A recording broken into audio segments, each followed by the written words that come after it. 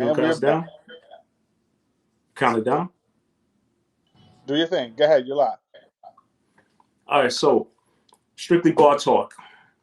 For me, it was like a highlight reel and almost an infomercial for the athletes that you displayed, because you even displayed their phone numbers where people could contact them.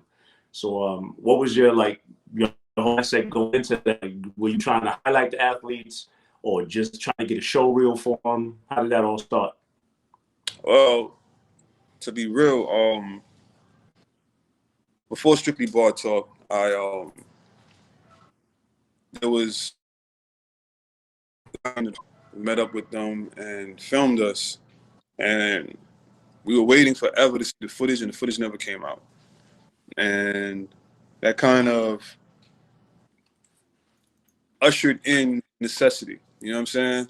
So I was like, all right, before we sit around and wait for other people to show and highlight what it is we do, let's. And I can get a camera. I got a camera from a kid in my neighborhood, and I just started filming. I didn't really have much direction. I just and I kept going. I guess it lasted for how long it lasted for. When I had all of this footage at the end, I didn't even have a computer back then. So shout out to my homegirl Sharice. She used to run Flex in Brooklyn. For those of y'all that know about Flex in Brooklyn, and I paid her to edit my videos for me. She put together a DVD, and that's when I was putting the contact information of everybody on there. Because in my mind, I was like, listen, man, if somebody sees this, they might want to know who these people are. Mind you, this is before social media, so it's not like I just put I didn't, and we're, you know what I'm saying? We're not in that era yet. So it was phone numbers, man. And some guys are like, what the hell are you doing, man? Right. But my intentions were just to highlight everybody. If potentially somebody wanted them for like modeling, acting, personal training, whatever, commercials, this was an opportunity for them to be seen in that manner. So, I mean, a good friend of mine, John, he was in a music video because of his level of skill back in the day. He was in the Styles P video. I don't know if you remember that. Which one? The remix to Something Get High, something like that. I think I know exactly what you're talking about. Bartenders was in that video. Yes, yeah, I know exactly what you're talking about. Yeah. Bicycle upside down, whatever. Yeah, you was in the video recently. Well, that was recent. That's because I'm cool with Tech from Brooklyn. He worked out in Tompkins Park over the summer. Right. And we were talking, and I was like, you should come to Wingate because Wingate has a ton of stuff you could use. And he was like, word. So he pulled up. Shout out to Tech, one of Brooklyn's finest hip hop legend, and very much into calisthenics. Yeah. Yo, Tech, watching this, man. Don't think I'm not eyeing you for a particular battle rappers. I ain't music, talking about calisthenics. Yo, so talk to us a little bit about Wingate and Brooklyn, because if anybody knows Doc, they know Doc will always represent Brooklyn, and he'll always be Wingate's own. Talk to me about that just how much that means to you. So Wingate transcended what I think parks are, and I'm very proud of that. See, like Wingate is a culture. It's a family. It's like when you watch certain movies and you go to like a basketball court, and you could be real nice at basketball, and you challenge that old man on the bleachers, in his hand, and he bust your ass. That's, you know what I'm saying? Wingate it's just a culture. Everybody there has taken to fitness or self-development or athletics. There's so much history and culture surrounding Wingate Park, from the concerts, the free concerts, where I seen acts like Lauryn Hill, LL Cool J, Eddie Levert, Angie Stone, Erykah Badu, you name them. You know what I'm saying? To all the different basketball tournaments, all the NBA stars that came through there. These are things that you guys might not know about. I'm just giving you backstory of the culture of why people in the neighborhood and adjacent areas gravitate to Wingate Park specifically. Before it became what it is now, I would say it was like the second most popular park to Lincoln. Lincoln Terrace was the go-to for the hard hitters. They were known to be like the hardcore park. You know what I'm saying? And everybody made it seem like the second to Lincoln Terrace because it was actually a lot smaller as well. It wasn't as, you know, and over time, you know, I linked up with obviously before all of that, it was a connection between myself, Rock, his older brother, Cruz, Nice, Jomo, Flo, Cleve, Clay. I'm giving you names of people who were there from the beginning. Right.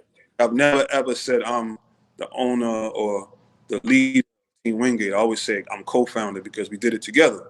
You know, we all had a hand in creating what it became. So yeah, we worked out together, we trained together, we put videos out, put contents out, and we competed, man. And that was the most fun part about it was when it was time to compete. Mm. Yeah. But who inspired you, if anybody, just to get into fitness in general? I gotta tell you the truth, man. It was my man Just. Before all of that, I have like family.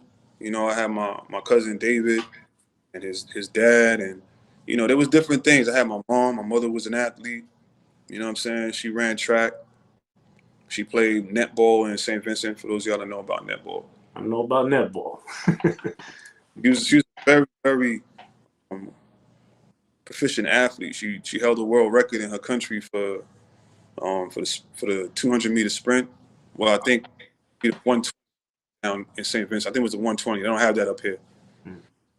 Anyway, but when I got to training, like real working out, I met a brother in the park named Just, and he let me know I didn't know anything about work.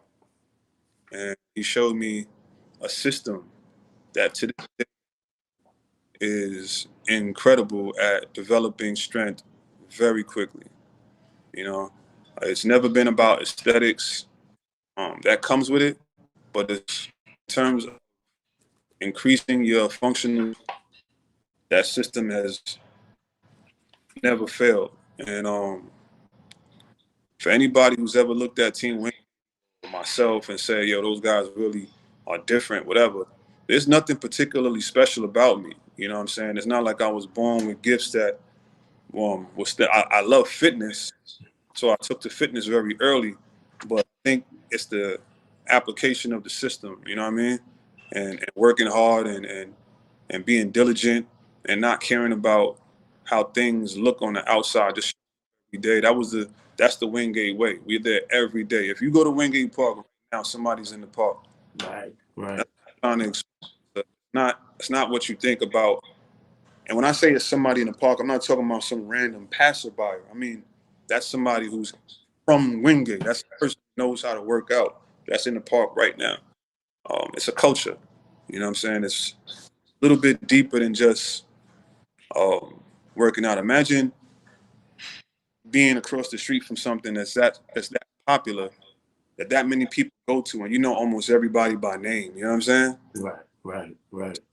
It's true because I remember back in the day when I reached out to you and you invited me to come out and you gave me a routine and I was going through the routine and you had to break out. When you left, I talked to about 5 people there and I left with so many gems. Just from talking to all of these people I just met the first time, I got tips on my diet, tips on even just my grooming, you know, and not to mention the workout. I remember Moses came up to me and was like, "Yo, you got to fix your back when you do those." And he stood real close to me, and I was like, "Bro, I don't even know you. Like, why are you so close to me, man?" He was like, "Nah, I gotta make sure you're doing right." I was like, "Okay." I was like, "All right, I see what y'all doing. Like, everybody's there, but they're paying attention." You know, if they see somebody doing something wrong, somebody's willing to say something about it. And I mean, I remember there was a kid walking by with a can of soda, and one of the older guys told him, "said Yo, you need to stop drinking that. Your skin's gonna mess up and everything else." And I was watching that. You know, there's always a feel of like a family in that Right. park. You know, Yeah. and like everybody always, it's never a moment when you walk in there where it's strangers. Right. Everybody knows each other in some form or fashion. And if you're new there, they welcome you with open arms. Every time I walk into there, as always, I got to walk through there like my park. I got to say what's up to everybody, even if I don't know them, just what's up.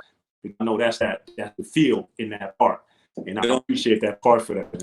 It don't take but 2-3 go to bed before you realize that you home. Yeah, yeah, That's the flow of it. I'm very, very proud of that. yeah.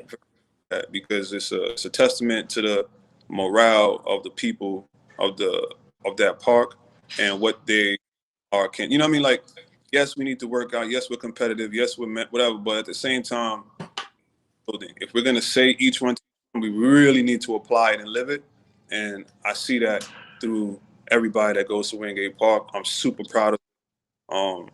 It took a lot of work to get it to where it is now. It was not a solo effort. People might see me a lot, but there are so many people from that park that have put in time, money, and effort to create what it is that people are appreciative of now. Like when we go to those bar clubs, all the weights and the music and the barbecues, the grills and all that. There's so many people investing their time, energy, and money into creating these things. You know, we have so many people. That's why it is really a family. You don't have to do shit by yourself. You got people to lean on, and all these people are amazing people in their own right.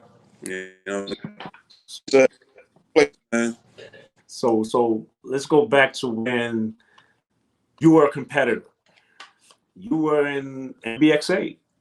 You know, you competed in freestyle, rep competitions. No stranger to pull apart jams. I've had to go head to head against you on tiebreakers. I think at least twice, and Yes. at least twice. Okay. So let's talk about that. So, Yo, I'm gonna tell you right now, right? Because I remember one instant clearly, because there's a picture of it, oh man. and I think it's the greatest picture ever. It's a picture. I think Nigel took it, and it's both of us. We're sitting on the buckets or whatever we had to sit on, and it's like he's taking it from your back, no, my back, facing you, and like you're looking up at me, and I have my head down. And I think that moment that it caught was just a key moment of just how how it plays out on the field, basically. Well, so for the people watching, Q holds a W over me on that day. And I'm going to give you the backstory to that. We had another competition in the Bronx. We were at, I think it was Rock the Bars or something like that. Right. Was it Rock? Right? Yes. Yeah. And okay. So y'all know me to be very diplomatic and I'm very docile, you know what I mean? But I'm to compete, I can be an animal and I really transform into a different person when it's competition time. And so we were in the competition and I went up, I did my numbers, Q went up, Q did his, and he had higher numbers than me. And I was like, yo, that's not right. His form wasn't such and such. And Q was like, dude, like, they gave me the reps. What you want me to do? And I was like, yo, I'll battle you for the trophy.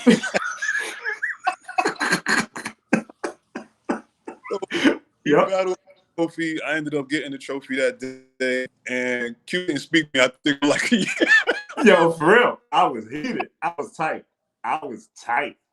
He's my dog, man. And I don't remember how many times we saw each other since then, but then I do remember we ended up facing off at the 5Bs. Yeah. Yes, Q has a solid, legitimate victory. No complaining, no nothing. Is on one of my favorite things to do, which is pull-ups. You know what I'm saying? And that meant a lot to me because it showed me the validity of what it is when you train, and you train for you train for certain things. That's why I speak about you in the way I do. I always bring up your age, and it's not just practicing; it's practicing against what people think is Father Time, and it's impressive. You know what I'm saying? Even looking at you now, man, I feel like you look younger than when we first met. That's the lighting, man. That's lighting. I got some good lighting in here. Yeah, man, these eyes. It's lighting in CMOS. Oh, but it's a testament as well to who you are as a person, I man. appreciate it, man. Yeah. And in reality, too, I miss battling you. I used to always tell people, right, to see if they would go back to you and tell you. I should be like, yo, I retired, Doc. I used to always say that to people, right? I never said it to you because I wanted somebody to get in your ear and you gonna be like, yo, I'm coming back just because you said that. Because I miss them days, man. Oh, no. Oh. Yeah, man. But tell me about this one thing, though. You were there for one of the key moments in what I think is history, and more now that I hear it more from different people like Zeph and Beast, it made me regret it even more. I was never there that first MBXA, and Tech told me about how you guys left the park and went and got pizza, like stopped at the store and everything else. And I felt at that moment, everybody that was there at that moment maintained a real tight bond.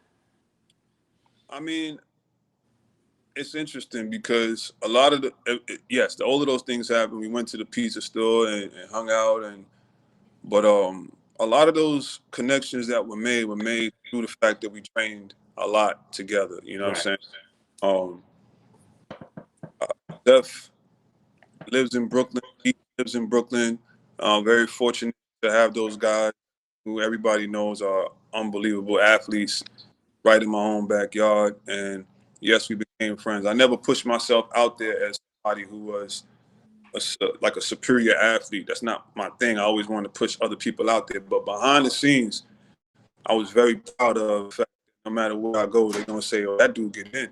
So being able to hang my hat on the fact that I can train at that level was, was something to be proud of. And I got to hang out with like Tech and Hit, and I have a lot of Wingate teammates, and these guys have teammates, so that's kind of how the connections happen. And we used to do a lot together, man. We used to go bowling, Remember those days? Yeah, man, and we make it fun by like doing push-up battles while we bowl. Of course. I get to strike the whole team push-ups. We had a lot of fun. Yeah. You realize that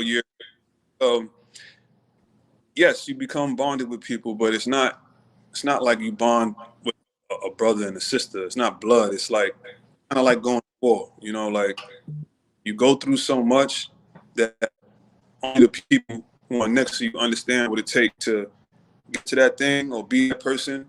So you connect with them on that level. You understand desire. You understand. You know what I mean? Yeah. We kind of. That's kind of why I miss the bar clubs, because I think the bar clubs was that we walked into those. Which version? Of the original? Yeah. We were meeting up at different parks every 2 weeks, or the gyms. We was at Richie's and all those other gyms. Yeah. Those times right there, because like I walked into every single one of those like, yo, I don't know what we're doing, but I'm gonna give it my all every single time. You went in.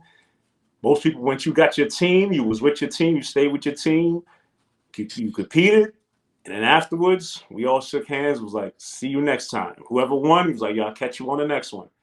And I swear, that was the hardest I trained in a long time around that time. Just because I was like, I want to make sure I show these dudes 100% of what I'm capable of doing. Shout out to Zeph. Ball Club was his brainchild. He came up with the concept. He brought me along to help bring it to fruition, and it was a very challenging series of random events that I think was kind of before its time, only because like technology would assist that right now. You know what I'm saying? It might have taken away from some of what made it so raw and organic, but at the same time, it probably would have pushed us a little bit further because of what technology can provide right now. You know what I mean? To see some of those meetups. I remember one time we went to Richie's, and Richie's ain't never see that many people pull up at the same time. It was probably like 30, 40 people that went there to compete against each other. And it got real crazy, man. I remember I put my fist through the wall that day, man.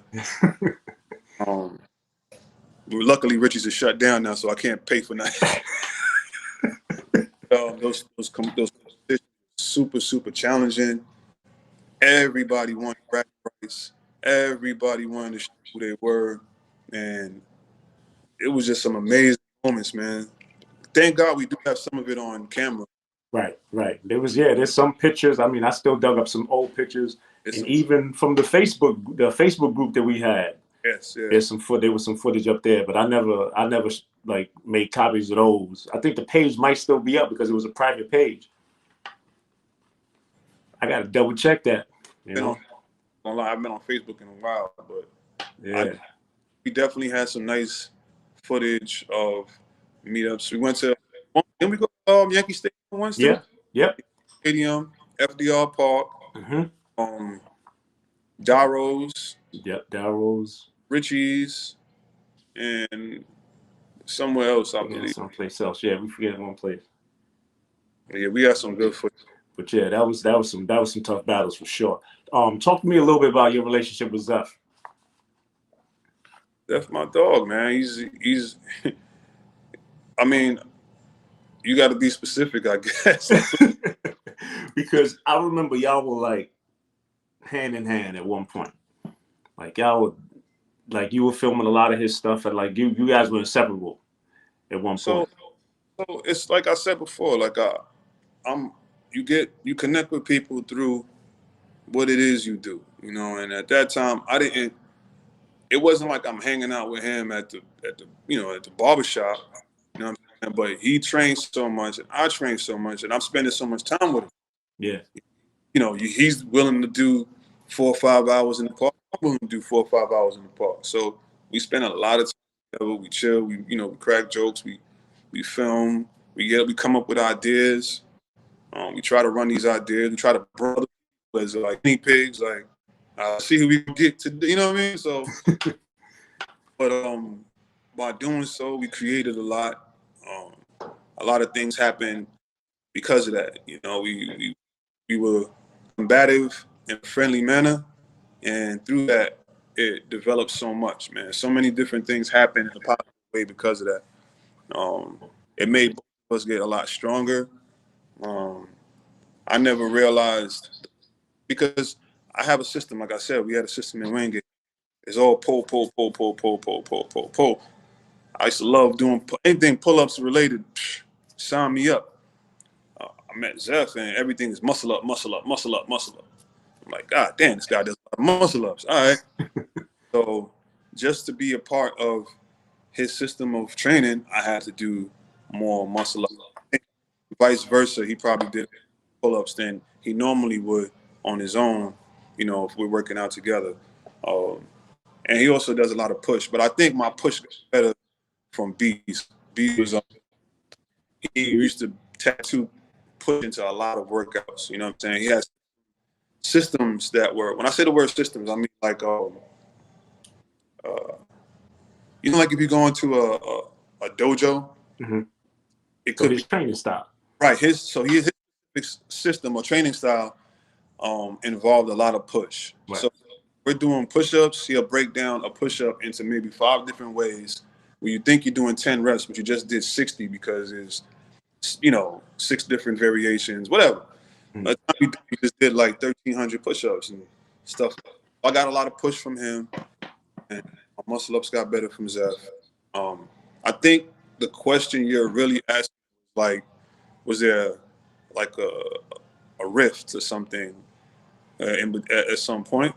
Yeah, I mean, there was, like I said, there was a point that I remember that you guys were tight, and then you seemed to grow distant, and then you guys got back together again. Yeah, I mean, to be real with you, I don't really know what the catalyst for that separation happens. But in my maturation, I look back and noting that lack of communication which causes conflict.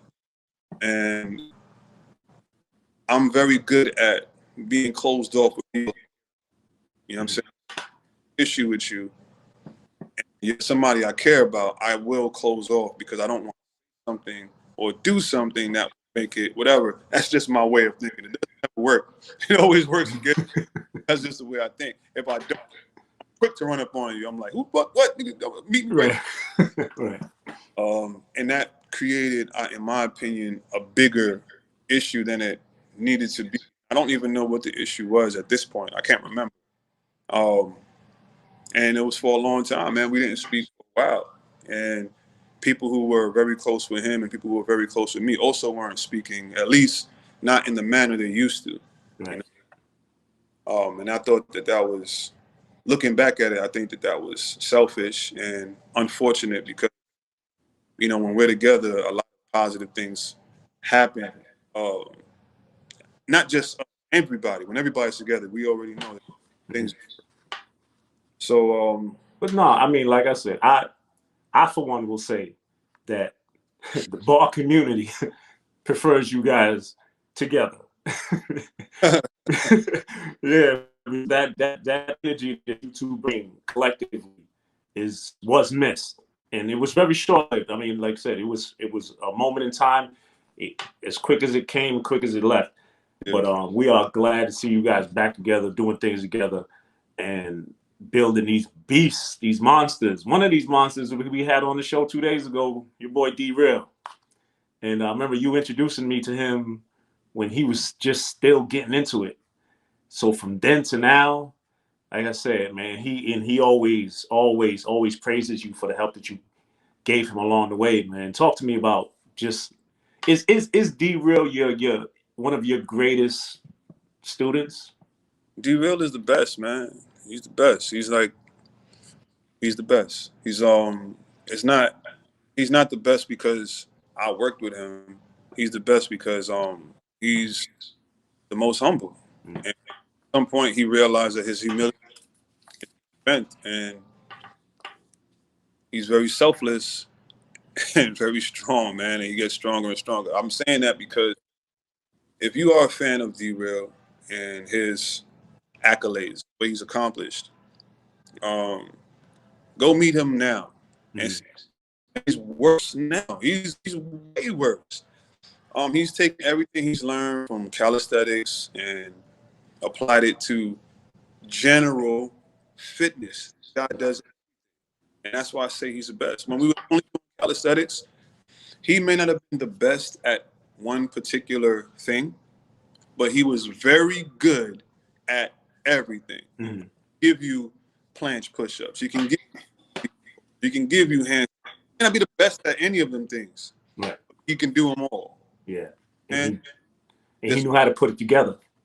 Right. And then when it came down to like competition, you know, he had to dig and go to that place where pain doesn't cut you off anymore. Pain is just like a coach yelling in your ear. You know what I'm saying? He just knows how to go to that place. We used to have routines in the park. If he's watching, he'll remember we have a routine called the willpower workout. I'll tell you what that is. But when you finish it, it gives you confidence to know that you can accomplish things that you never thought you could. And if you don't complete it, you know that you'll give up before whatever. You know what I'm saying? It's one of those your choice to do the routine. Nobody's forcing you. But if you do it, that's what it's going to teach you. Either you're going to be a quitter or you're going to know you can do things that you never thought you can.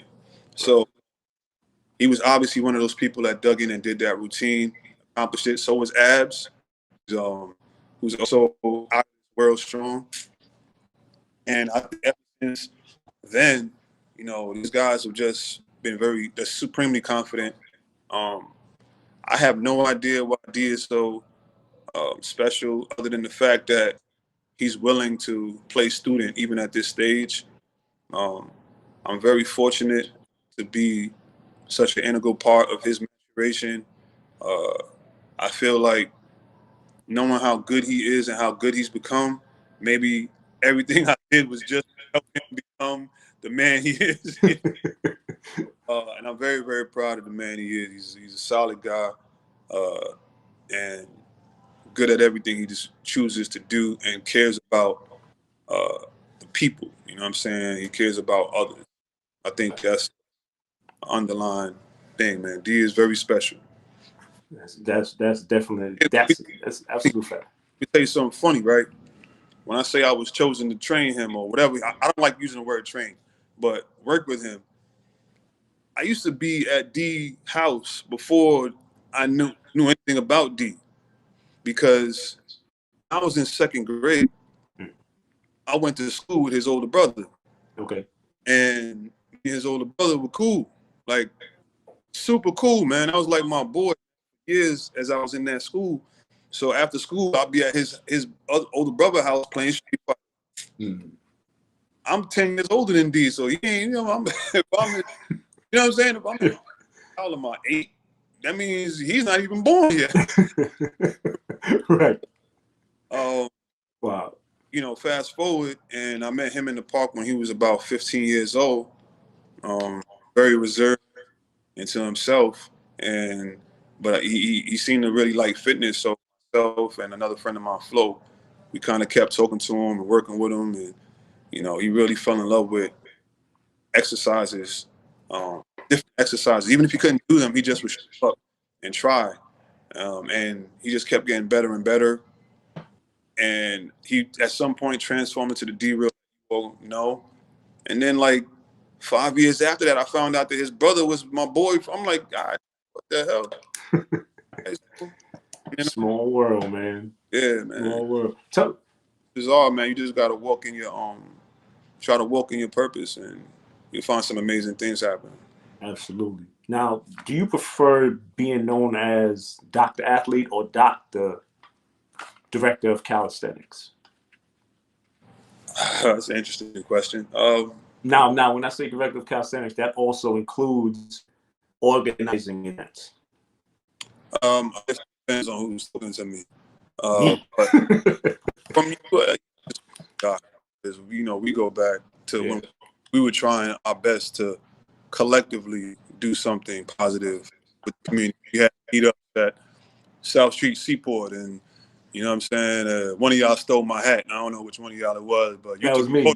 That was me. That was me. We were really trying hard to do something positive for so many years, and we got burnt by so many people.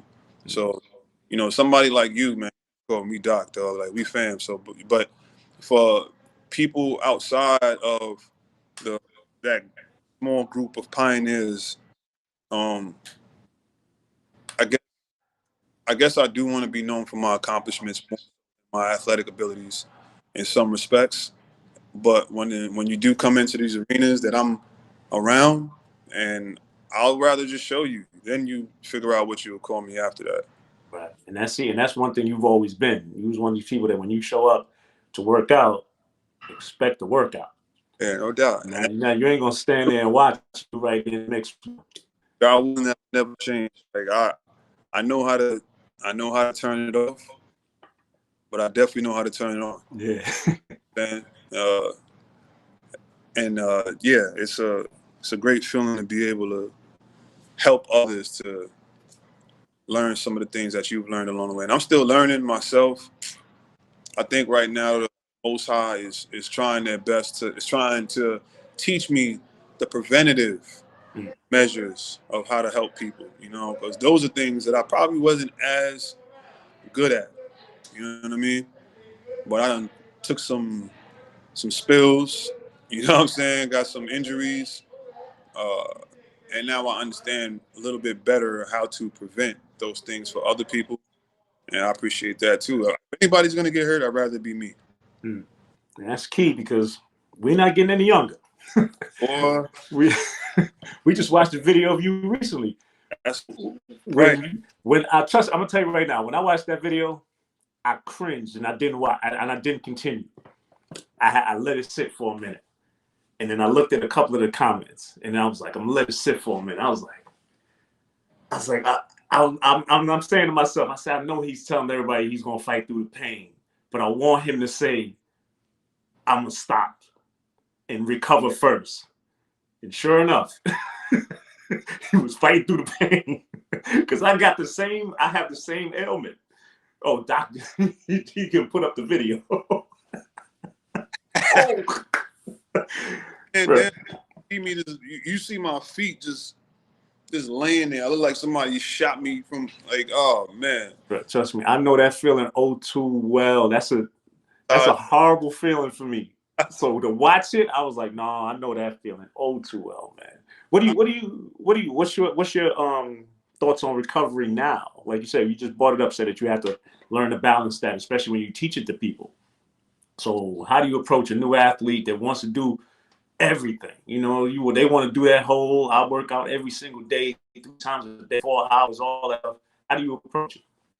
I assess them differently. Some athletes can recover quicker than others, and like for instance, when Soul, I remember a couple of times Soul came to Wingate. Akeem Supreme, for those of y'all that don't know him as Soul, that motherfucker is strong as a bull. But back in those days, man, we really used to tear through some routines, and I think that was part of the reason why he pulled up. It was him, I think Monster, and you. I think it was y'all, all three of y'all, and Bilal. I think. Yeah. So we came through the park, and he came through to the park rather. We did some worked out for man hours, and a couple of times I thought he was going man down. He kept going. Mind you, he's a lot bigger than a lot of guys too. He kept going. He kept working. Whatever. I think he hit me the next day and was like, "Yo, I ain't even saw it." And he said it braggadociously, but I know he wasn't like lying. You know what I'm saying? Very honest. He's one of those athletes I think that does have a unique recovery rate. You know what I'm saying? Recover a little bit quicker, which probably will help him in the long run. He's a man child. They're all just people who are like that. So I assess athletes differently depending on, what they possess. I don't think there's a particular rule of thumb when it comes to calisthenics. This is a very extreme sport. Our sport is training. We're not training for a sport. You know what I'm saying? It's you got to listen to your body wholeheartedly. You have to be able to be in tune. Your body will tell you when to cool off. It's time to chill. It'll tell you when to pick it up. And if you don't listen, you're just doing yourself a disservice. Gotta let the people usher in new programs for you, and it could come in very unique ways. It could be just meeting up with a homeboy and he wants to try something. All right, let me try this routine. The other day, me and you went in the park, Rucker Park. Yeah. Random. Yeah. Pull up. And he was like, yo, I'll be doing this routine. And we were doing isometric holds into reps. I think 2 days or however many days after that, after you showed me that routine, that became part of my routine.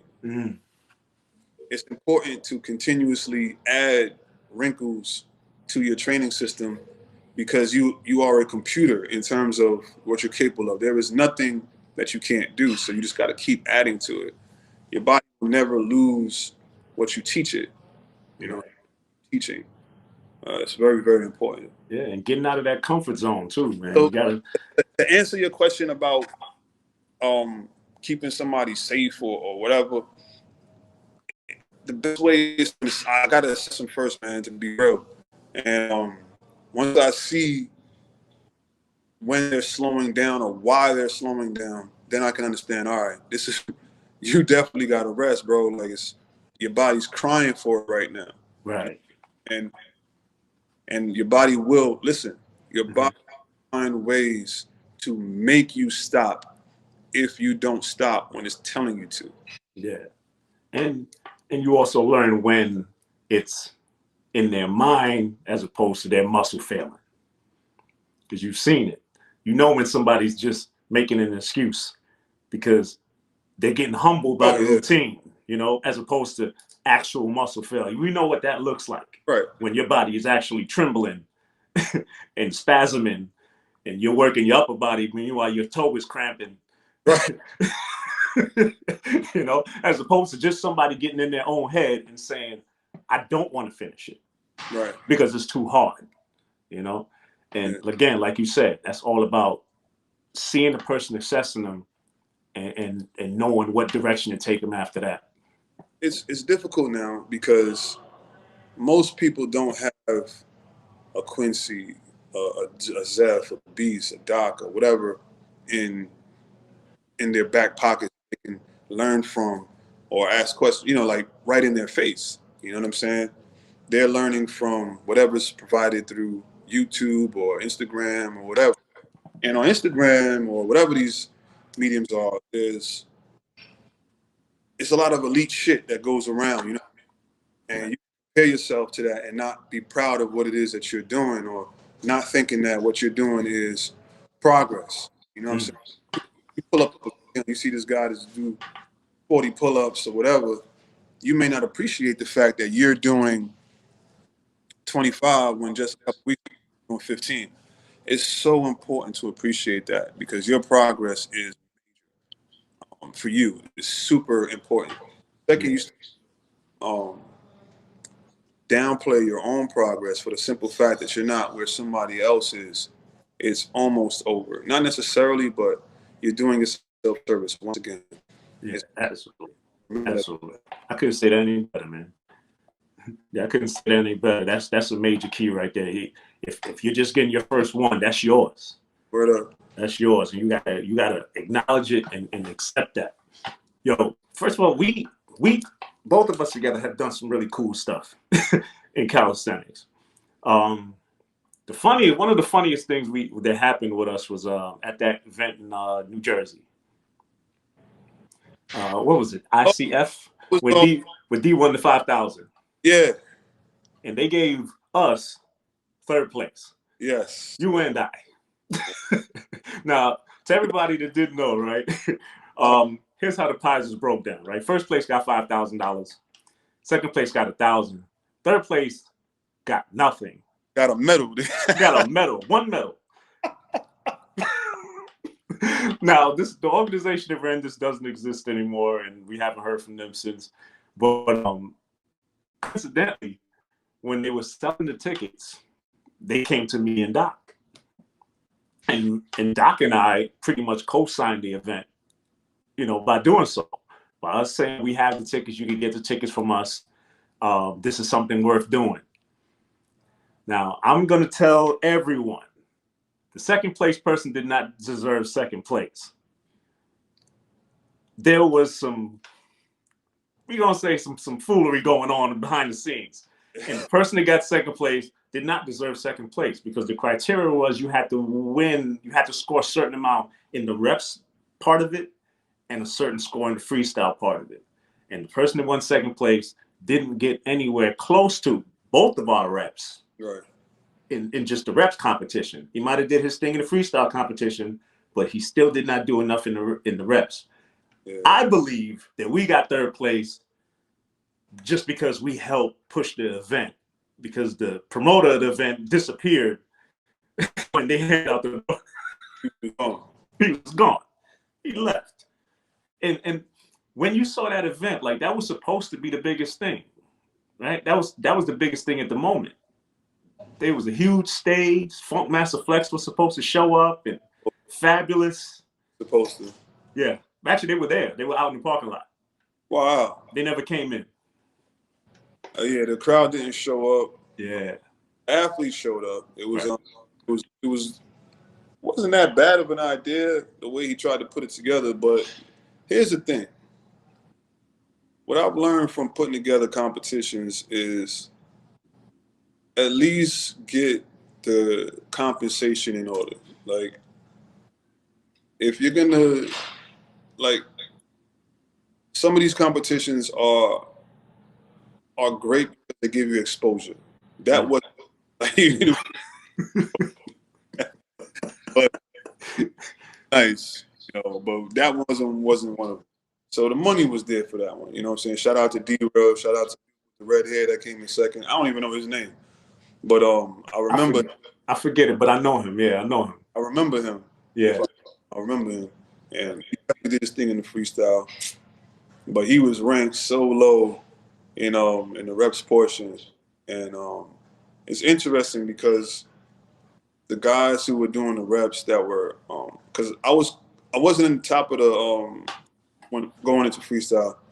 I was probably with third or fourth, something like that. So there was obviously people ahead of us, but I think they kind of fell a little bit lower, and then when they got to freestyle by, like slipping or, but there was a lot going on, man. The bars weren't completely stable, and Not at all. so what I'm saying is, from my experience, you got to get the compensation in order for these guys. Athletes that are really going to put their best foot forward in an event that doesn't necessarily reward them with notoriety, at least have the money potentially for them for competing. Not necessarily saying that they should get paid win, lose, or draw. That's what the pro level is for. But for the winners, man, first, second, and third that's cool, man. Or if it's just first place, that's cool too. But no ambiguity, man. No confusion, man. What the hell? Me and Q getting tied with third with no problem.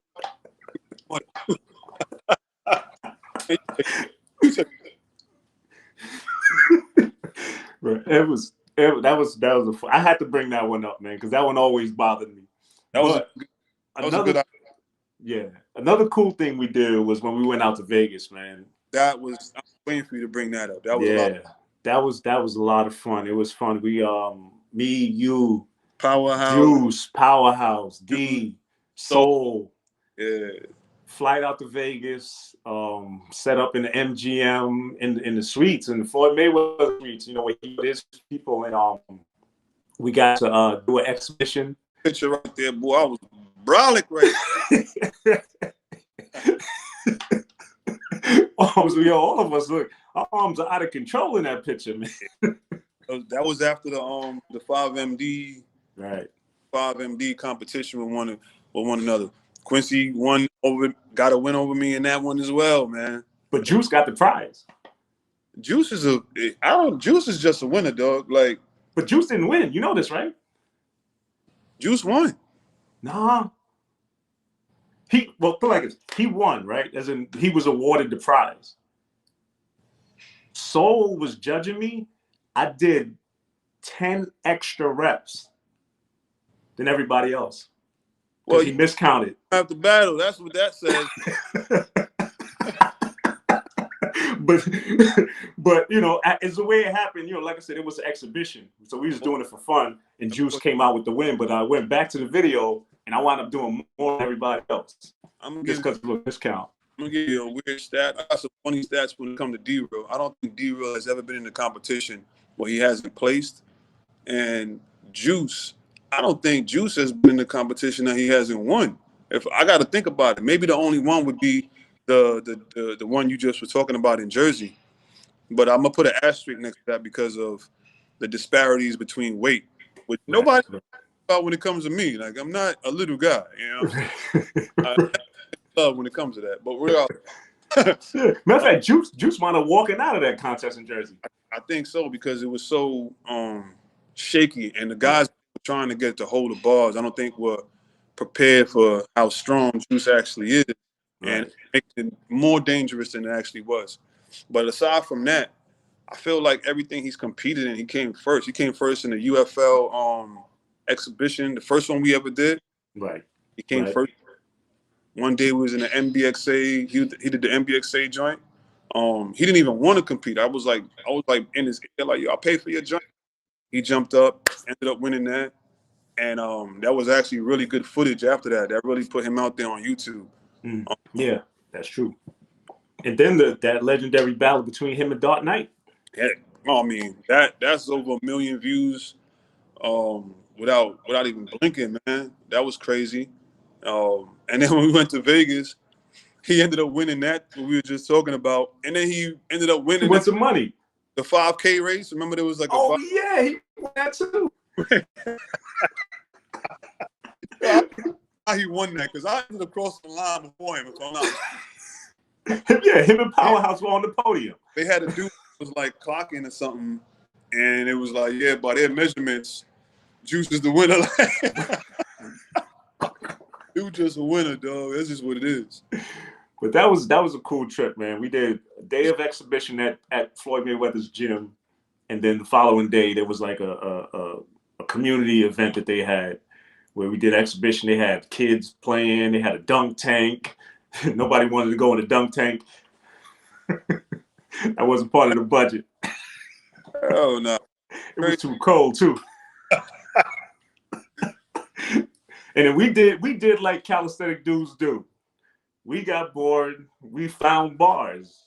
We found some pull-up bars. We just started walking. We found some pull-up bars. We did a workout. That's right. I'm gonna end up reposting that video probably tomorrow on my Instagram. That was a real fun day. Yeah. It's nothing like having that type of crowd. Like that was dope, man. I remember being in the pool. Yep. In the jacuzzi.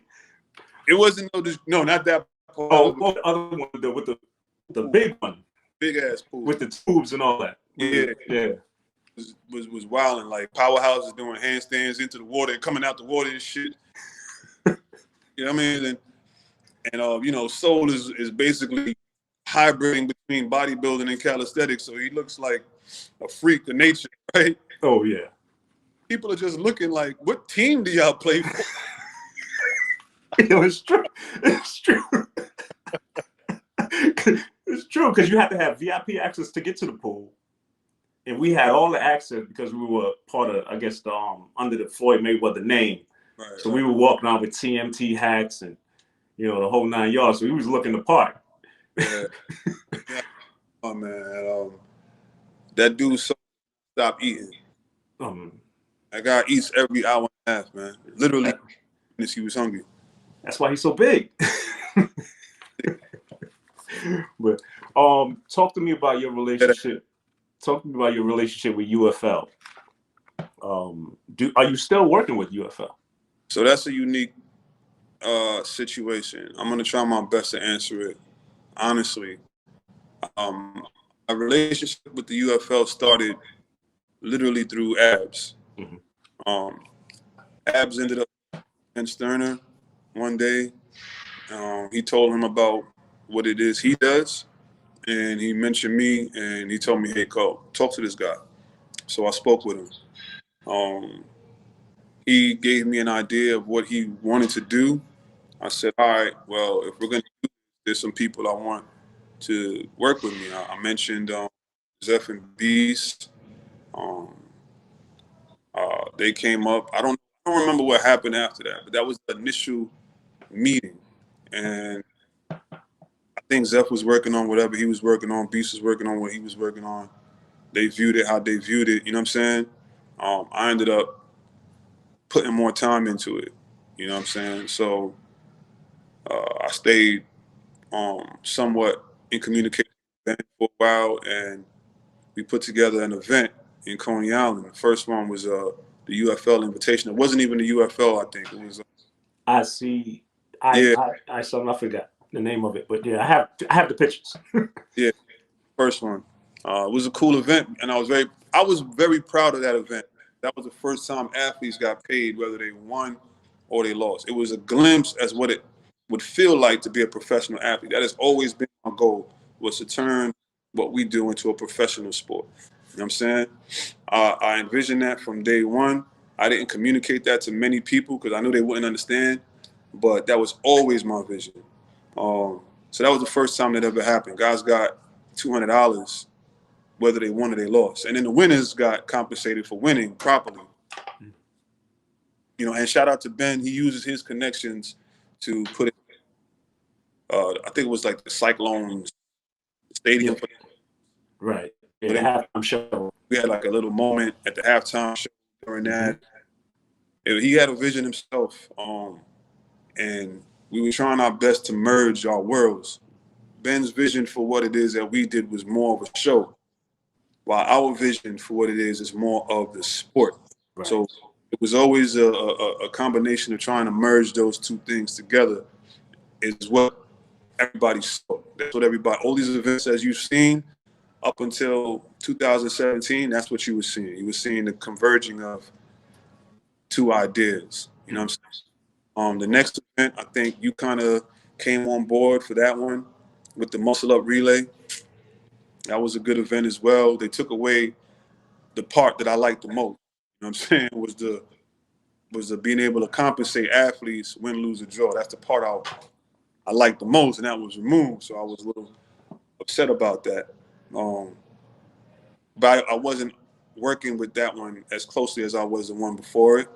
And then we did another event, I believe. Oh no, I think the next one was the 2017 one, if I'm not Yeah. mistaken.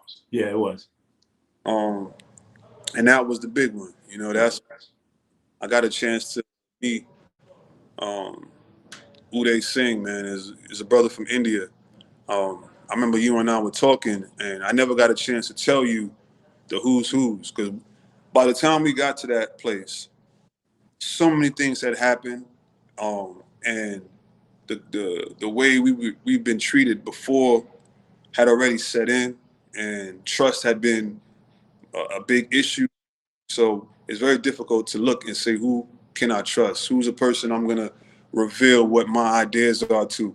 And if this does work, how am I to know you won't rip things from us? How am I to know you won't uh, just take it and run with it? How will we be compensated in the long run? So on and so forth. So there was a lot of trust issues. So I never got a chance to really let you know who's. And even if I did, who's to say that it would be valid thing just because I say so? But I met that brother. He was very, very smart, and he's from India. And George Daniel, who I was also very fortunate to work with George is a good dude. from Lebanon. Uh, and these guys, man, in terms of learning what it takes to put an event together, kind of put me under the wing, showed me, because they had been there at a much higher level than me. Mind you, I met so many other people, dog. You have no idea. I met this guy worked on the Super Bowl. You know what I'm saying? He's the guy that taught me how to do a running show. Mm-hmm. You know what I'm saying? But I didn't work closely with these other guys. There was so many other people. I met dude from Rock Nation. I mean, I could give you a long list of people who are important in developing certain parts of what you saw.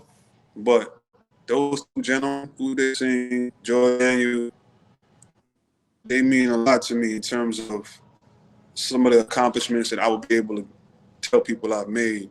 It wouldn't have happened without those guys. Ben has a network of people that was most. And that's how I met them. They were not just them, but a lot of other people wouldn't have been willing to invest in what we were doing if it wasn't for them. If that makes sense. Yeah, You know? absolutely. Cause I don't want to stop it there, because that's not where the UFL stopped at. The event in 2017 was a huge event. I think probably the biggest event in calisthenics so far. It took a lot of time,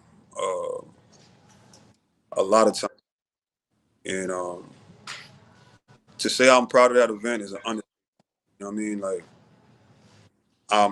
only thing that makes me sad is to know that it wasn't continued. As soon as it was, we weren't able to continue it the right way. You know what I'm saying? We weren't able to keep that same energy. We were able to do other events, but we had to pull back on certain things. That was the blueprint. The event in 2016 was the blueprint of how everything is supposed to be. Athletes are supposed to receive compensation, whether they win or they lose if they're professional. You know what I'm saying? That's just the name of the game. We can fill up a venue. We proved it. We proved that we could fill any venue. yeah, I got sometime in the near future, I'm gonna have to tell my story of my involvement with UFL, because it turned out pretty ugly towards the end. Yeah, that's why I was trying to say what I said prior to that, because so much had happened. That's what I meant. So much had happened before that you wouldn't be able to know who's who. You know what I mean? Even if I would have said, "Yo, this guy's a stand-up guy," how would you equate that as a valid fact just because, given the fact of all the things that have already happened. No, with me, it was literally just they were not living up to the contractual agreement that I had with them. Yeah, but that was the thing was I might have lowballed myself in the pursuit of what I knew was going to come. See, all right, so I already knew my vision for what I wanted to create. You know what I'm saying? And there was an opportunity potentially to reach that place, and I had to be smart. And sometimes you got to play dumb. By being smart you might have to play a little bit of dumb. Um, so I took a real bullshit offer. You know what I'm saying? Where it was like a small stipend for the most part, but it worked on what it is I love, and it allowed me to potentially get to the place where I could pay athletes. Man, nothing is more important than that. To see that, because I'm an athlete, I pay for what I do. You know what I'm saying? So if there's an opportunity for that to happen, who am I going to trust that to? You know what I'm saying? I know that certain people might put themselves first. I know I won't. So um,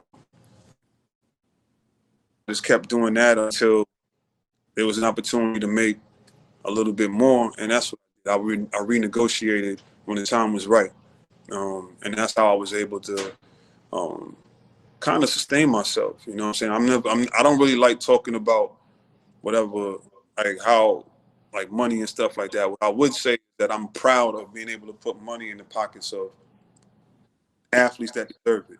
You know what I'm saying? I think when it's all said and done, if people were to talk about anything, I don't think there's somebody yet that has been able to say that they were integral in getting more athletes paid. I hope that's my staple. You know what I'm saying? I want to be able to say that I've done that, and I will continue to do that. I want to be able to get athletes paid.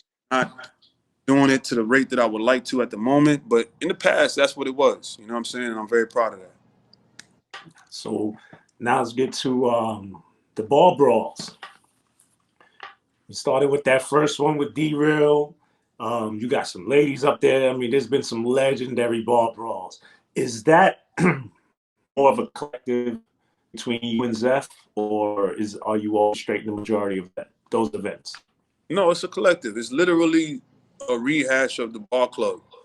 So when the battle happened between Dark Knight and Juice, that happened at a gym. I used to train, not at the gym, get some training footage, and I got cool with them, and I saw how they filmed it, and I saw the response from it, and I was like, wow, people seem to really gravitate to this one-on-one component more so than they are, how we were doing the ball clubs. So I felt run with this. Steph was down with the idea because, that was part of some of the ball club event criteria anyway, was to do some. But that was just proof positive. Seeing how they reacted to Dark Knight and Juice was like, look at that. Look at the views. You know what I'm saying? Wasn't really much special with the way they filmed it. Wasn't like a special graphic that they used. You know what I mean? Mm-hmm. It was a good old fashioned one-on-one. So give it a shot. And of course, who better than D-Real? And then there was this savage dude on Instagram. I forgot his name on Instagram at the time. From Boston, right? From Boston. Boston, but at the time I forgot it. He had a unique name on Instagram, but he had like crazy footage, man. He was doing like weighted front levers and all kind of like fire. Like this shit was crazy. I was like, yo, D, you better get your shit together. This dude gonna whoop your ass. And, the D was doing his bodybuilding training at the time, and he came out and whoa, he just electrified, man. And not for nothing, the other side of what we were talking about Wingate Park, it could be a doghouse, man. They're not easy. You got to learn how to navigate that motherfucker like this. Yeah. You Yeah. know, there was a moment in that battle when D took the lead, and all the Jamaicans. I know how they do it. Baba Yeah. up and poor guy, it got to him a little bit. You know what I'm saying? He stiffened up, and by the But time that's done, all part of sport. but it's a part that people aren't ready for. Right. Yet.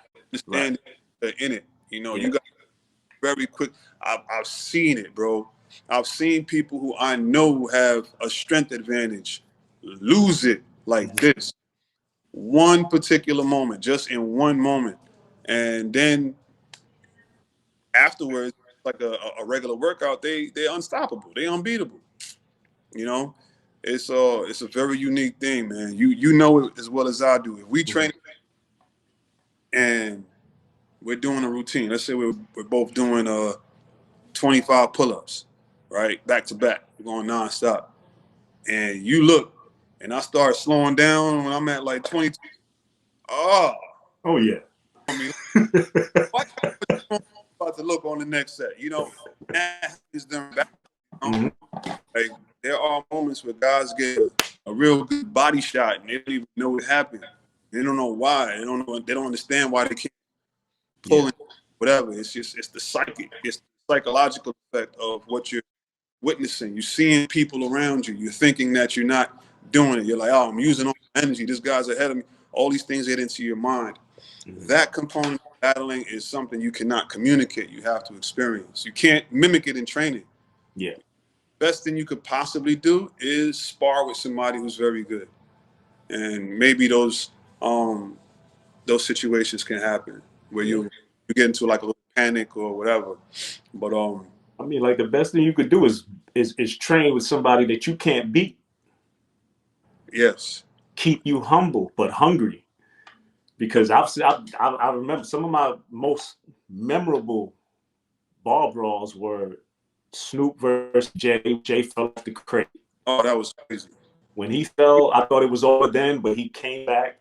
I thought he was. And yeah, that you can when those little moments that you don't expect happen, that's when you get some drama. That's when Dark Knight and Irv has always been one of my favorites because I swear that entire crowd was not messing with Ed until the very minute, the very last minute. Yeah, Irv had a big lead on him, man. He was Hmm. a big lead. Those come from behind victories are always going to be captivating and exhilarating.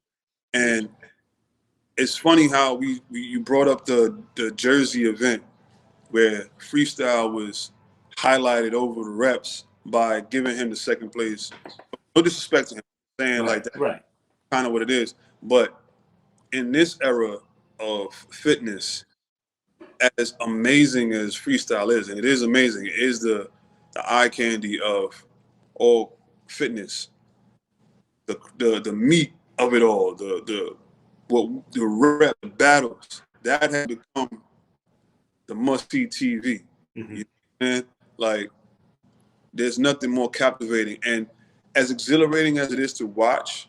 Nothing compares to being there live. The energy you feel right there is beyond words. You know what I'm saying? I've seen the crowd like 10 feet away, and then as the battle got down to the wire, literally no space anywhere around these athletes. Like Right. to create like an encasement around them, you know? Go to the basketball tournaments in the summer and the crowd gets hyped and then all of a sudden their feet becomes out of bounds. You know what I mean? Like Yeah. energy. You Yeah. know, and you just got to experience it. It's what our sport is truly about. You know, we see ourselves in athletes. You know what I'm saying? That's why we cheer for them so hard. Our teammates are. So even if I'm not competing anymore, if you beat my teammate or somebody who I'm coaching, it's like you beat me. Mhm. And that's me. You know, I'm gonna live vicariously through their accomplishments and their failures. Right. You know how it is. That's what our sport is, man. You Yeah, know, it's so true. What's the vetting process like at ball brawls? Do you guys just have a person in mind and then try to find somebody in that same weight class, or like, well, I always wonder what that vetting process is like, because I Well, was supposed to do one, and I think the people that I was supposed to go up against backed out. But and I was, I was looking forward to it too, because I was like, I wanted some of this light too, but they ain't no category for 40 and over. well, here's the thing. I mean, if you down, and most definitely it would be an honor to have you grace something. And I've been hearing about Powerhouse and D-Rail. So maybe we'll do an All Legends event one day and in the summertime. And I would love for that to be the one where you were featured on. You know what I'm Yeah. saying? Let me tell you But something. That one contest you did at Wingate where you had the 40 and over contest, yeah. I was And you I left was like, them. nah. I said, this man trying to age me right now. I said, nah, I want to do my weight class too. Yeah, you did. You did all of them. Oh man. And you did the 40 and over. You I know? had to, man. I had to. I was like, nah, I still want to go up against D. What were you asking me? You asked me something. Oh, how the vet process. Oh, so on like the base level is like sometimes it's through training, like Zeph has an open door for people to train with him. Sometimes he does workshops. There are many people that send him videos, and he'll find an athlete that is showing promise or potential, and he'll reach out to me, and I'll see if there's another athlete that fits the um, criteria for the most. Not just about height and weight; it's also about skill set. Right. So you can't. What the ball club is it's putting a sprinter against a sprinter. What makes it work is that you're putting a sprinter against a sprinter that is a very similar weight, very similar height. You know what I'm saying?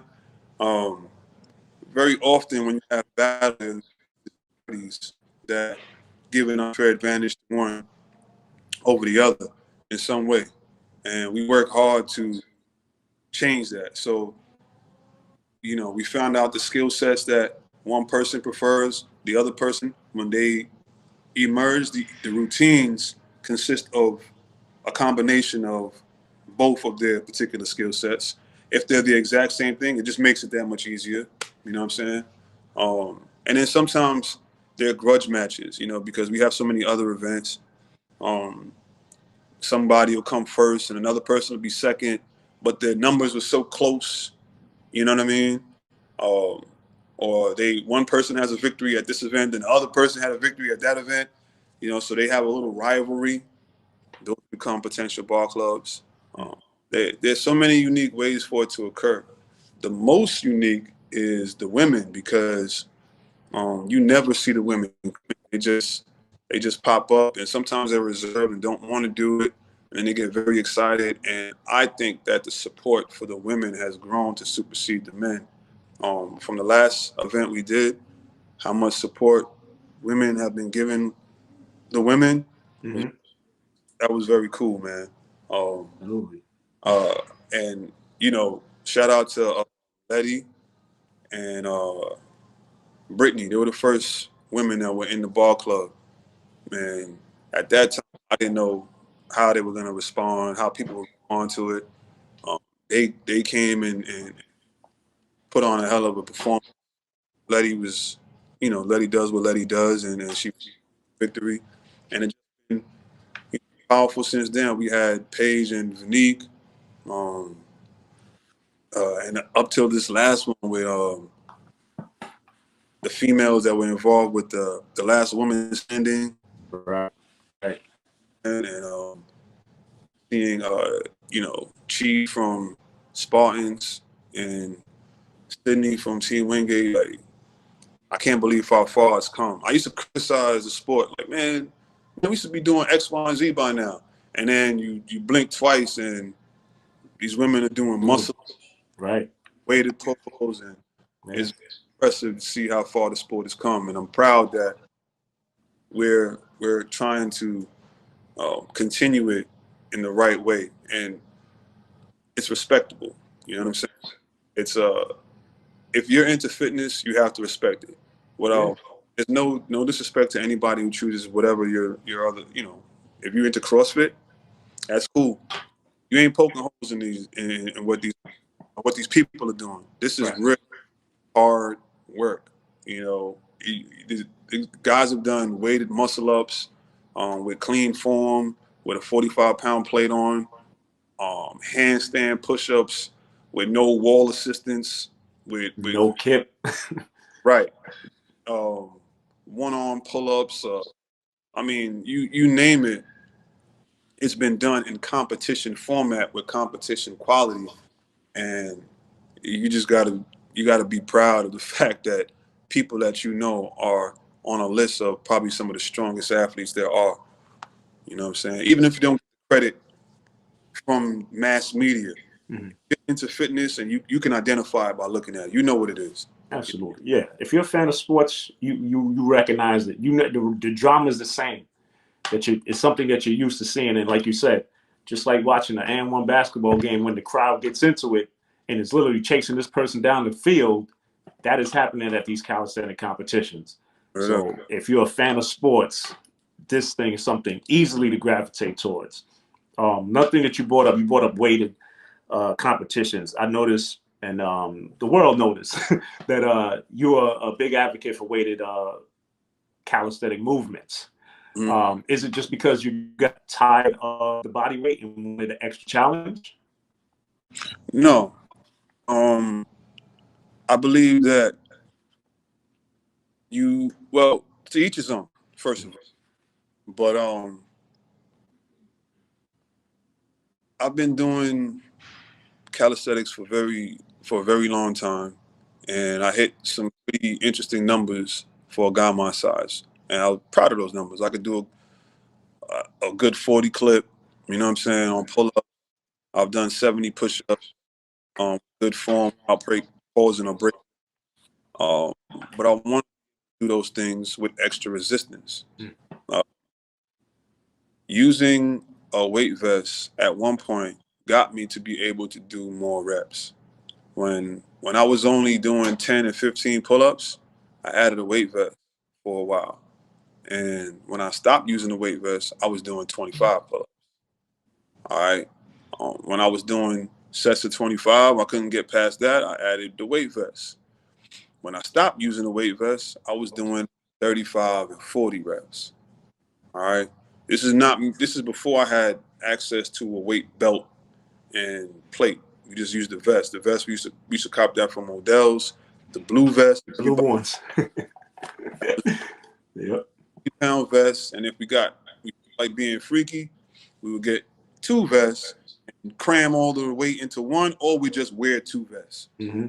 Um, so that was what we would use, and if you know how to use it, it does improve your overall strength and power. You know what I'm saying? It's not an easy way to get it, but it's a great way to get it. It mimics how you felt when you first training. You know, Right. you were struggling and couldn't get uh, a certain number anymore. Well, welcome back. You know, it's put that vest on and get back to that place. I do think that people know how to use um, weights to improve their overall strength. I think the best way to advise or assistance in that area would be remembering that whatever you do with the weight on, you'll be able to do without it. So, and I'm not talking about how many numbers you hit. If you're doing 30 without it, you don't have to do 30 with it. But the way it looks, it should look the same. Right.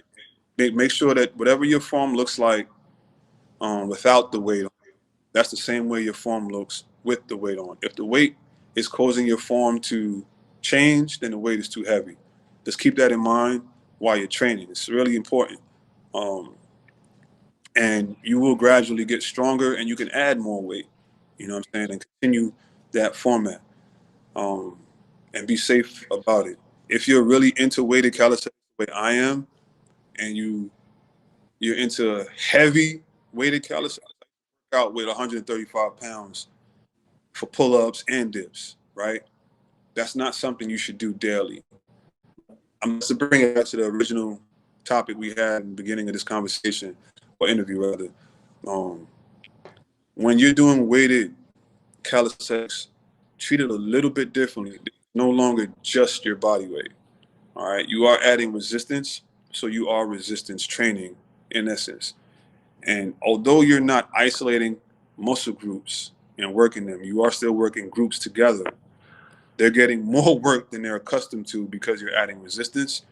So it's not something you should probably be doing day after day after day after day, especially if it's heavyweight. If the weight is not that heavy and you're accustomed to it, then maybe it's not that big a deal.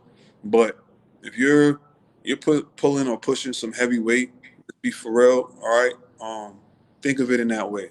Like give your muscles some rest and let them recover before you attack the next weighted workout. It doesn't mean you can't work out, but before you attack the next weighted workout, give it a little bit of rest, some good recovery, and you'll see some beautiful gradual improvements. I mean, Sure. Now you have you're going to be part of that weighted workshop coming up. yes, at Boss Life Athletic. Yeah. So if anybody watching wanting to learn more about this topic, definitely check out Boss Life page. He has it listed up. Doc is one of the guest instructors. They will be teaching you the benefits of weighted calisthenics training. And again, this is a way to get your foot in if you want to be seen as one of these next competitors for one of these ball brawls potentially. As you heard it here, the vetting process is very simple. They're looking to see who's the strongest and who to match them up with. So this is one of those opportunities right there. Are you going to be part of March Madness also? I don't know. I'll talk with if you need, of course, if anybody needs assistance with that, of course, that's my guy. And I'm sure Zeph will be a part of that as well. But there should be a lot of competitions this year. Oh, yeah. I'm looking forward to being a part of a few and rehash the UFL. I don't know if I'll be working with anybody in particular on the UFL stuff, but I look to revamp the UFL for the sake of the people who are fans of it and what it can provide. Just getting some events going. So at this point, it'll be me working mainly, but I'm cool with that. You know, I want to get some good stuff going. I really want to get some good stuff going for the athletes. And then, of course, we're gonna be doing these ball brawls, man. You know, Sure, for sure. that's where the fun is. My battery is starting to look a little low. I'm good still. That's all right. Now we about to sign off in about 5 to 10 minutes. John, this is your time right now. If you got something to say, You already know. You already know what time it is. You know I had to come in every time we get. I know they don't like this word, but I'm spoiled with one legend I got on the left side of me, my boy Q. I'm spoiled by having been around him, but when we get another in the building, I always have to ask a powerful question. Um, so let me ask y'all, what is the most well, for Doc, I would say, what is the hardest thing for a calisthenics athlete to learn when they're trying to get over, like specifically a plateau? When you've got to a certain point, you may be able to get certain numbers. What is the hardest thing to get past? How is it like? What is the thing that is the one that you would say identify with a lot of athletes deal with that holds them on a certain level? Um, it, from personal experience and from watching others, I would say in this time it would be that there's so much to look at. Um, when I was training, everybody was stronger than me. You dig? I didn't. Of course, I had an ego, but my ego didn't supersede my need to be better. So I played my role. I'm trying to say all of this to say that most important thing was up the next day. You know, even if you fail at what it is you're trying to accomplish, you just show up the next day and be patient and don't look to become amazing overnight. You know what I'm saying? You just kind of have to trust that whoever it is leading the charge for you has your best interests at heart, and you'll get better. You know what I'm saying? It's just look at it as going to class. Like, just go to class and do what you got to do.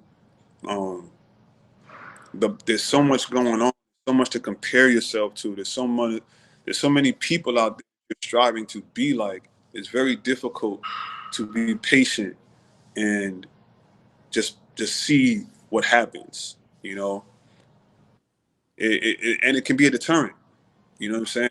If you're 2 years into it and you're still not at the person's place that you wanted to be at 2 years ago, you can become very deterred quickly. 2 years might seem like a long time, but it's really not. Q, you know that is a blink, bro. Like, Yeah. it's 2021. We're talking 10 years is Right. um and the time passes regardless. So just be patient and be proud of the small progress. And all of these athletes that you see now that are popping up, they're not popping up, man. They're always working, and they were patient, and they kept doing whatever it was they were doing until they became good enough to compete with the guys who were already good. Yeah. And they did all their homework. Yeah. So I don't know if I pinpointed the most important thing, but I think that's one of the most important things. No, you definitely hit it on the head. And I appreciate that because I know there's so many people around. We have people in the chat from the UK, from all over the world is watching this right now and appreciating the gems that you're giving them. I got one more question. It's a bar history question. Hmm. Was it 2 o'clock in the morning when Beast called you to go in the snow to Lincoln Terrace Park to film the incredible the bar snow angel? He took off his shirt and he was steaming like he was like with the Timbs and boots. Let me tell you the truth, right? So I was just talking about this to somebody the other day because we had a nice snowstorm, and I like how people they go out and they work out when it's snowing. So I've been hashtagging carry on tradition. I don't know if you've been noticing that, Yeah. but that's what I've been doing that because of. But anyway, so that was the blizzard of what year was that? 2011. Yeah. I think it's out of 11 or 12. Yeah, one of them years, probably like 2011, 2012. One of them years where it was a crazy blizzard, right? We're talking. I mean, it was emergency vehicles that were stranded, like stranded. It looked like a post-apocalyptic world, right? It was crazy. So in the middle of the day, me and Boost was on the phone. I'm like, "Yo, let's go get this footage." He was like, "Yo, not yet. This ain't on." And it wasn't. It was snowing. It was hard, but the snow got worse as the night went on. So I don't forgot about the shit. Like, whatever. I'm in the crib. I forgot what I was doing because it's a blizzard. And yeah, my phone rang. It probably had to be like 1:30 in the morning, something crazy like that. He was like, "Yeah, ready?" Oh, and shout out to my Trump. We don't like that name anymore, but at the time, that was a cool name for him to have. It was about getting money. So he had a truck. He came, scooped me in the truck, and yeah, I don't know if I ever told this story. We drove to Lincoln Terrace, and Beast walked there from where he was staying at. Just so happened when we got to the park, he was walking into the park, and that shit got him hyped for whatever reason. Like, I'm like, why this movie? Oh, think about this shit is crazy. He just started fucking running, and he runs right to the work area. So I pull the camera out. I'm like, oh shit, I'm about to, I'm recording him running. He gets there, and he pulls out like these lights, The glow sticks. Yeah. glow sticks. got these glow sticks, and then he just starts disrobing. And I'm like, all right, he took off his jacket. All right, he took off his sweater. All right, this motherfucker keeps still going. You know, he took off all his whole shit. He just had no shirt on. Then he goes to the bar, no gloves on, starts cleaning the snow off with his bare hands, and goes in. Mind you, we did not have a conversation about what we were gonna do. Me and Trump did. He was like, yeah, we're gonna work out, we're gonna do this routine, whatever. We had a conversation. Me and Beast, he just went in, he just started wilding. And I mean wilding, like muscle ups, all his stuff that you like to see him do, the roll over the bars, Yeah. the switch hand, all that shit, front levers, handstands. He started going crazy. I think the whole routine, which was a video, lasted about 35, 40 minutes. My fingers were fucking frozen, dog. Like I couldn't move my fingers, but I dare not complain because this dude ain't even got no shirt on. Like Right. I'm beef about my. And then he goes and does the infamous Beast Snow Angel push-up Push-ups. through like 3 feet of snow. Oh man, Buried in the snow. let me explain something. Beast does all of this shit for y'all. For anybody watching this shit, y'all made him Beast. You know what I'm saying? He could be vital if it wasn't y'all. And he knows that. And he has full understanding of what his role is as that.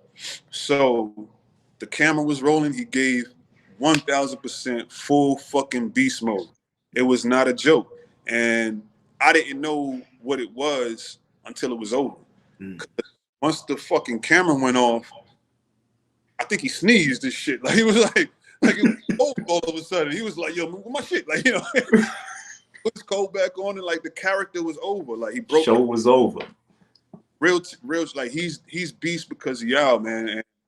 And I'm not saying that it's not really him. I'm saying that he created that shit for you guys because there was a need for it and he was kind of placed up there. You know what I'm saying? Like, yo, he's a beast. All right, I'm a beast then. You know what I'm saying? He really became a fucking beast because nobody else was gonna do that shit at that time. It was a real crazy night. Then left.